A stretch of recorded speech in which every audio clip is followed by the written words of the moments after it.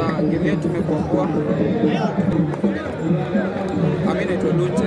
Game yetu imekuwa opponent tulijua ni serious opponent, so tulikuja game card tukijipanga, tukajua wanacheza power play, so sisi tukaamua kucheza ball.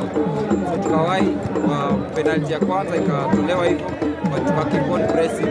So sisi tunasema kila opponent tunakutana naye tuna focus win, hakuna kitu kingine.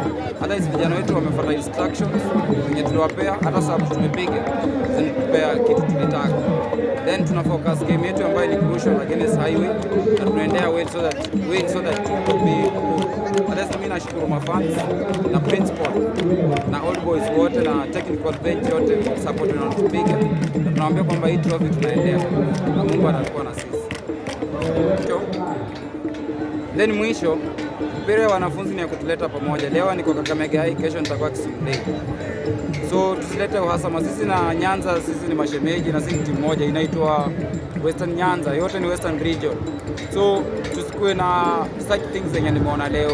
Wacha vijana wacheze, sisi tuangalie talent, tuone makosa iko wapi, so that Kenya kama a country football yetu iko juu. Otherwise mimi nimeona talents hapa, na hii mwaka kama Kakamega School tumejipanga.